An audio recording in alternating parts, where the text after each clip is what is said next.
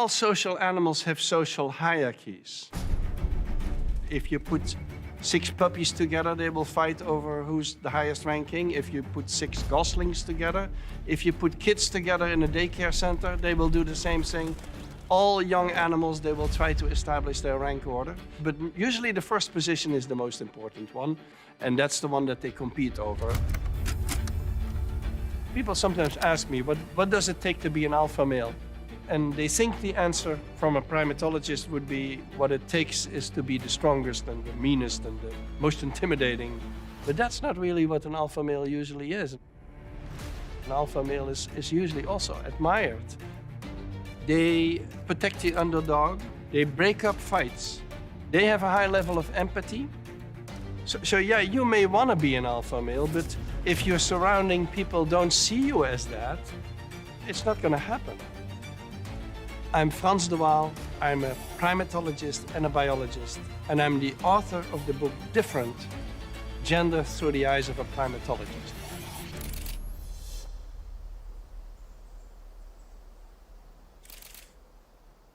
I've been working with primates, I think, about 50 years. Mostly with chimpanzees, with bonobos. Most of my work is on social behavior. The term alpha male came originally from wolf research. And it just referred, I think, to the highest ranking male wolf. But to apply the term as the people do today, people usually with an alpha male, they mean a bully. Someone who beats you over the head and lets you know every day that he's the boss. I'm partly responsible for that because I wrote this book, Chimpanzee Politics, and used the term alpha male quite frequently. And then the Republicans in Washington, they picked up on the book. It reached also the business community, who started producing books of how to become the alpha male of the company and let everyone know that you're boss and stuff like that. I feel very conflicted because the term alpha male for me is not a negative term. People always think the alpha male is a sort of personality. No, the alpha male is just the top male, and he can be a very nice guy or he can be a very nasty guy. That is actually irrelevant. If he's at the top, he's the alpha male. And I think people overestimate male dominance, mainly because they think purely in physical terms, but primate societies are political systems, and physical power is only one part of the whole equation. People don't realize that alpha male chimpanzees, for example, you have to have supporters. You cannot do that on your own. It means that a high-ranking female can have an enormous amount of power, because if she can rally all the other females behind a certain male, she has all the power there. And then in addition, you have bonobos who are very close to us too, equally close as the chimpanzee, where the alpha individual is a female. And most of these differences between the sexes are actually smaller than we think. We sort of, in our mind, we blow them up, but they're actually, if you measure them, they're not so great. Robert Martin is an anthropologist who said that the difference between the sexes is a bimodal difference. What he means there is that the differences are statistical and that there's a lot of exceptions to them. For example, Donna is a chimpanzee that I've known since she was 3, so very little. And already at that age, she was different from the rest. She was a female, clearly, but she liked to wrestle. Then when she grew older, when she became adolescent, she grew big shoulders, a lot of big hair, a big head. She started to look like a male. And she associated with the males, she hung out with them. So that's one individual, and I've known quite a few individuals, also among the males, who don't exactly act like males, or females who don't act like females. And so individual variability is basically the material of evolution, and that diversity, I think that's the same sort of diversity that we see in human society.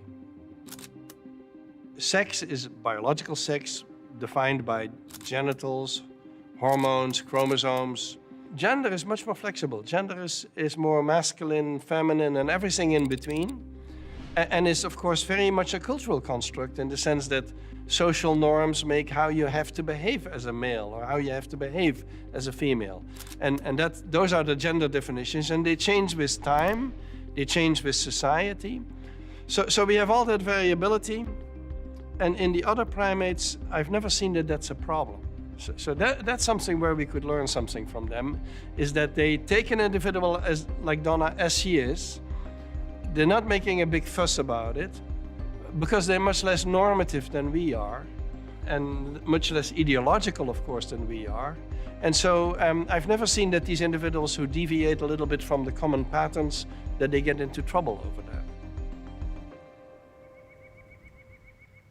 Many people consider empathy as the core of human morality.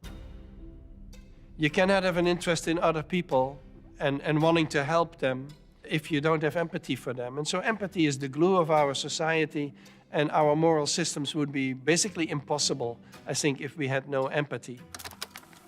I'm not saying that chimps and bonobos are moral beings the way we are, but they clearly have that capacity of being interested in the state of somebody else. I think a leader needs to pay attention to the group dynamics, make sure that everyone has a voice in the group, and that you, like alpha male chimpanzees, that you protect the underdog against potential violence or potential abuse. I think humans are psychologically exactly like the apes. So socially and emotionally, we are like apes. We are intellectually more developed. We have language, of course. We are technologically more developed. But many of the basics of our social relationships, both in terms of the hierarchies that we have, the friendships, the attachments, in all of these ways, we are very close to the primates. We're very similar to them. And so certainly in that area, the apes can tell us something about us because there's basically no distinction. Get smarter, faster with videos from the world's biggest thinkers.